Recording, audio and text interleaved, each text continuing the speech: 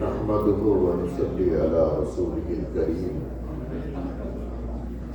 أما بعد فأعوذ بالله من الشيطان الرجيم بسم الله الرحمن الرحيم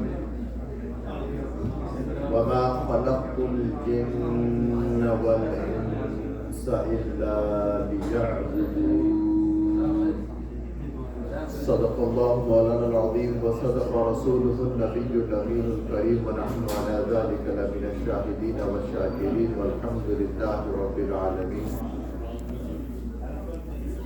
تم پہ سو جان سے قربان رسول عربی، تم میری جان کی ہو جان رسول عربی.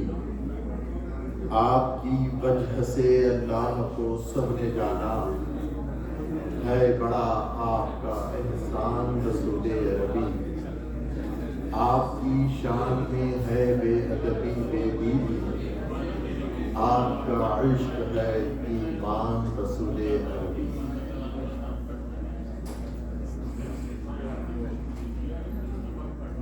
عزیزان گرامی، اپنے محسن آقا و مولا حضور تاجدار مدینہ قرار قلب و سینہ پیارے مصطفیٰ جان رحمت صلی اللہ علیہ وآلہ وسلم کی بارگاہ مقدسہ میں ایک مرتبہ آواز درود پاک کا نذرانہ پیش کیجیے. اللہم صلی علی سیدنا و مولانا محمد وعلی آل سیدنا و مولانا محمد وبارک وسلم. اور ایک مرتبہ بآواز بلند درود پاک کا نذرانہ پیش کیجیے. اللہم صلی علی سیدنا و مولانا محمد وعلی آل سیدنا و مولانا محمد وبارک وسلم. اللہ تبارک و تعالیٰ کا شکر ادا کرتا ہوں کہ پاک پروردگار نے مجھے اور آپ کو اس کے گھر مسجد گلزار مدینہ میں اس کی بارگاہ میں ہمارا سر جھکانے کی توفیق نصیب فرمائی. اس بات پر کہ اللہ تبارک و تعالیٰ کا شکر ادا کرتا ہوں کہ پاک پروردگار نے اپنے محبوب ترین نبی آقا و مولا سیدنا محمد مصطفیٰ صلی اللہ علیہ وآلہ وسلم کی امت میں ہمیں پیدا فرمایا. اللہ تبارک و تعالیٰ کی بارگاہ میں شکریہ کے ساتھ عزیزان گرامی میں اپنے اس عنوان کی طرف آتا ہوں. میرے استاد محترم رہبر شریعت و طریقت حضور سیدی آفتاب خطابت حضرت مولانا سید شجاعت علی سراج قادری صاحب دامت برکاتہم العالیہ و قدسیہ صدر کلی مرکزی مجلس اہل سنت و جماعت کے سلسلہ وار اصلاح اعمال و اصلاح عقائد کے موضوعات پر جو دروس کا سلسلہ چلتا ہے، انہی دروس سے فیوز صحبت حاصل کر کے آپ تک کچھ اصلاحی بیانات اور اجتہادات پر مبنی بیانات پہنچانے کی کوشش کرتا ہوں. قرآن پاک کی جس آیہ کریمہ کی تلاوت کا میں نے شرف حاصل کیا عزیزان گرامی، اس کا سیدھا سادہ ترجمہ یہ ہے. اللہ پاک قرآن پاک میں ارشاد فرماتے ہیں، اور میں نے جن و انس کو اپنے ہی لیے بنائے کہ میری بندگی کرے. قرآن پاک میں اللہ تبارک و تعالیٰ نے ہماری تخلیق کا سبب بیان فرمایا کہ میں نے جن اور انس کو اپنے لیے پیدا کیا تاکہ میری بندگی کرے. اب جب ہم علماء اکرام، مفسرین اعظام، محدثین اکرام کی تفاسیر اور ان کی شروح کی روشنی میں اس آیت مبارکہ پر غور کریں تو یہ آیت مبارکہ دراصل ہمیں ہمارے اعمال کا محاسبہ کرنے کی دعوت دے رہی ہے کہ ہم روزمرہ جو زندگی گزار رہے ہیں، جو دن اور رات گزار رہے ہیں، جو شب و روز ہم گزار رہے ہیں، یہ شب و روز ہمارے کیسے گزار رہے ہیں، اس پہ غور و فکر کرنے کی ضرورت ہے. اس آیہ مبارکہ میں اللہ پاک ارشاد فرما رہے ہیں کہ میں نے جن اور انس کو اپنے لیے پیدا کیا تاکہ میری بندگی کریں. تو ہم اللہ تبارک و تعالیٰ کی کتنی بندگی کر رہے ہیں، ہم اللہ تبارک و تعالیٰ کی کتنی اطاعت کر رہے ہیں، شب و روز ہمیں سوچنے کی، غور و فکر کرنے کی ضرورت ہے۔ اب بات آپ روزانہ کے معاشرے میں دیکھ لیں، کاروبار کی جگہ دیکھ لیں، جہاں ہم کسی سے معاملہ کرتے ہیں، بات چیت کرتے ہیں، تو یہ ہمارے معاشرے میں یہ بات تو عام ہے کہ جب آپ معاملہ کرتے ہیں، جب آپ کاروبار کرتے ہیں، تو آپ گاہک کو بھی کہتے ہیں، گاہک مالک کو بھی کہتا ہے، مال کے مالک کو بھی کہتا ہے کہ یار خدا سے ڈرو، غلط بیانی سے کام نہ لو، اور مال کا مالک بھی کہتا ہے، گاہک کو کہتا ہے کہ خدا سے ڈرو یار، اتنے کا مال نہیں ہے یہ، اتنا تم دام کہہ رہے ہو۔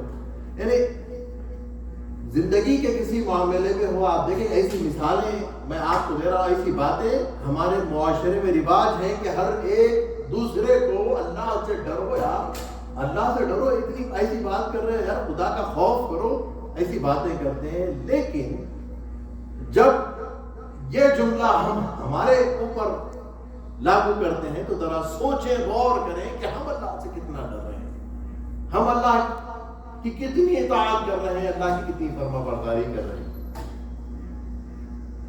عزیزان گرامی، پیارے مصطفیٰ جان رحمت صلی اللہ علیہ وآلہ وسلم کی حدیث پاک ہے، حضرت فقیہ ابواللیث سمرقندی رضی اللہ تعالیٰ عنہ نے اپنی فقہ میں یہ حدیث پاک کو نقل فرمایا ہے۔ آقا صلی اللہ علیہ وآلہ وسلم ارشاد فرماتے ہیں، قیامت کے دن انسان تب تک قدم نہیں اٹھا سکے گا جب تک اس کو یہ 4 سوال نہ کر لیے جائیں۔ انسان قیامت کے دن اپنا قدم نہیں ہٹا سکتا جب تک کہ اس سے 4 سوال نہ کر لیے جائیں۔ اب آپ غور کریں 4 سوال کیا ہیں۔ سب سے پہلا سوال، عمر کس کام میں صرف کی؟ Where did we spend our life؟ دوسرا سوال ہوگا، جوانی کیسے گزاری؟ How did you spend your young life? When you were teenager, when you were young, how did you spend your life? This second question ہوگا۔ مال کس طرح کمایا اور کہاں خرچ کیا؟ یہ تھرڈ کوئسچن ہے عزیزان گرامی۔ How did you earn money and where did you spend that earned money؟ مال کہاں کیسا کمایا اور کہاں خرچ کیا اس مال؟ اس کا جواب اللہ کی بارگاہ میں ہم کو دینا ہے۔ چوتھا سوال، اپنے علم پر کہاں تک عمل کیا؟ اللہ تبارک و تعالیٰ نے تمہیں جو علم عطا فرمایا، تم نے اللہ کی مہربانی سے جو علم حاصل کیا، تو علم حاصل کرنے کے بعد علم پر کتنا عمل کیا؟ عزیزان گرامی، اگر آپ یہ 4 سوالات پر اگر ہم غور کر لیں نا اور اپنی زندگی کا محاسبہ کر لیں تو پھر ہم اپنی زندگی کو کامیاب بنا سکتے ہیں۔ جتنا وقت گزر گیا سو گزر گیا، لیکن توبہ کا دروازہ تو کھلا ہوا ہے۔ اللہ کی رحمت سے ہمیں مایوس ہونے کی ضرورت نہیں ہے۔ عزیزان گرامی، پیارے آقا صلی اللہ علیہ وآلہ وسلم نے ہمیں پاک کلام قرآن مجید دیا، جس میں اللہ تبارک و تعالیٰ نے ہمیں جا بجا رہنمائی فرمائی اور ایمان والوں کے لیے ارشاد فرمایا، یا ایھا الذین آمنوا اتقوا اللہ حق تقاتہ ولا تموتن الا وانتم مسلمون۔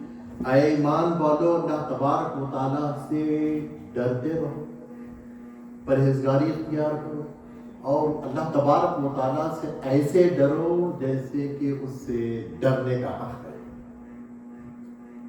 اللہ سے ایسے ڈرو جیسے اللہ تبارک و تعالیٰ سے ڈرنے کا حق ہے۔ تو پاک پروردگار کی بارگاہ میں ہمیں ہمیشہ اپنے آپ کو رجوع کرتے ہوئے اپنے اعمال کا محاسبہ کرنے کی ضرورت ہے۔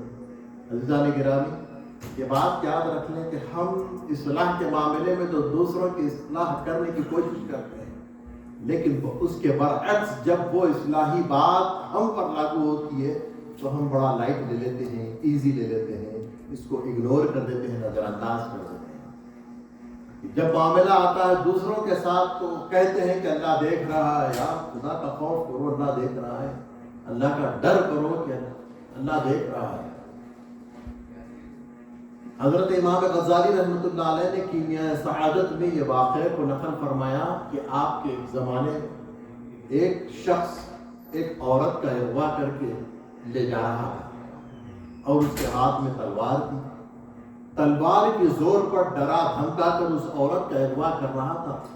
وہ عورت اس کی جان بچانے کے لیے اپنی عزت اور عصمت کی حفاظت کے لیے چلا چلا کر مدد پکار رہی تھی.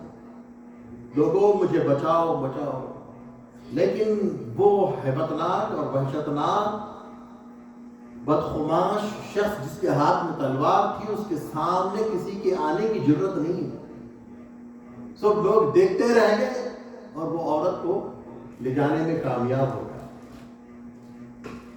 یعنی لوگ دیکھتے رہ گئے. ایک شخص آیا تلوار کی نوک پر ڈرا دھمکا کر ہمارے علاقے سے عورت کو لے کر چلا گیا. اسی راستے سے حضرت بشر حافی رضی اللہ تعالیٰ عنہ کا گزر ہوا. اللہ کے بہت بڑے ولی جن کا ہم ذکر خیر آپ کے سامنے 2 جمعہ قبل کرنے کی سعادت حاصل کی ہے. کتنے بڑے ولی گزرے حضرت بشر حافی. ان کا گزر ہوا. جیسے ہی آپ کا گزر ہوا آپ نے دیکھا اس عورت کی پکار سنی اور اس شخص کے قریب گئے. کچھ اس کے کان میں کہا. بس کچھ کہنا تھا کہ وہ شخص غش کھا کر بے ہوش ہو کر گر پڑتا ہے اور وہ عورت آزاد ہو کر آسانی کے ساتھ اپنے گھر کو واپس چلی جاتی ہے. جب اس شخص کو ہوش آتا ہے، مارے ہیبت پہ اٹھتا ہے، کانپتا ہے، توبہ کرتا ہے، تو لوگوں نے پوچھا کہ تیرے ساتھ کیا معاملہ ہوا؟ تو ایسے غش کھا کر گر گیا، پھر اٹھنے کے بعد کانپ رہا ہے. تو وہ شخص کہتا ہے کہ میں جب عورت کو اغوا کر کے لے جا رہا تھا، ایک نورانی شخصیت میرے قریب آئے اور میرے کان میں کہا کہ سن، تو جو کر رہا ہے وہ بھی اللہ دیکھ رہا ہے اور تو جہاں ہے وہ بھی اللہ دیکھ رہا ہے.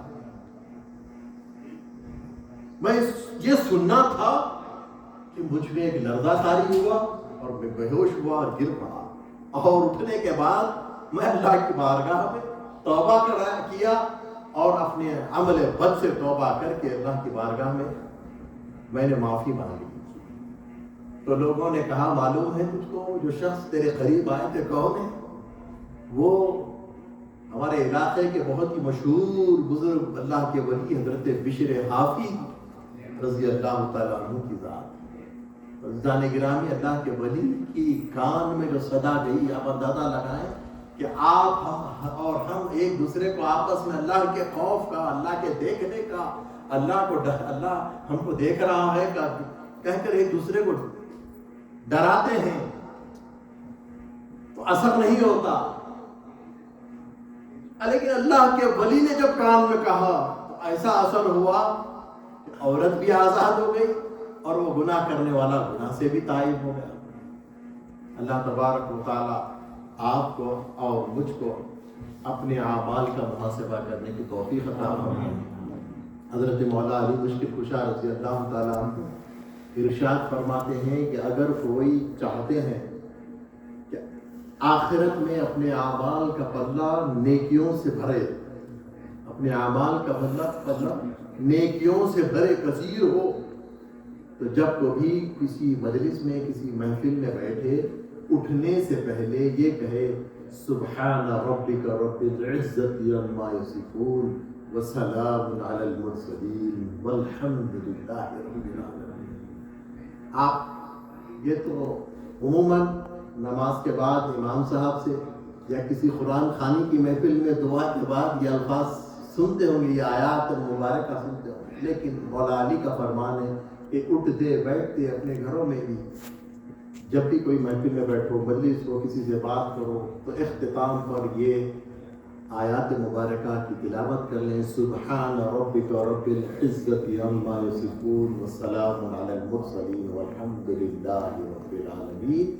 یہ کہنے سے ہمارے اعمال کے پلے میں کثیر نیک اعمال اللہ تبارک و تعالیٰ شمار فرما دیتے ہیں. اللہ تبارک و تعالیٰ مجھے اور آپ کو نیک عمل کی توفیق عطا فرمائے، اپنے اعمال کا محاسبہ کرتے ہوئے اللہ تبارک و تعالیٰ کی رضا والا عمل کرنے کی ہمیں توفیق عطا فرمائے، اللہ تبارک و تعالیٰ کو خوش کرنے والا عمل ہمیں کرنے کی توفیق عطا فرمائے، اللہ تبارک و تعالیٰ کی ناراضگی اور اللہ تبارک و تعالیٰ کی ہمیں غضب سے بچنے سے جو عمل ہے وہ کرنے کی توفیق عطا فرمائے، اللہ تبارک و تعالیٰ جس عمل سے ناراض ہوتے ہیں، جس عمل سے اللہ پاک غضب ہوتے ہیں، اس عمل سے ہمیں بچنے کی توفیق عطا فرمائے، ہر گناہ سے بچنے کی توفیق عطا فرمائے۔ سنت موقعہ کا وقفہ دیا جاتا ہے، اس کے بعد پھر خطبہ ہوگا۔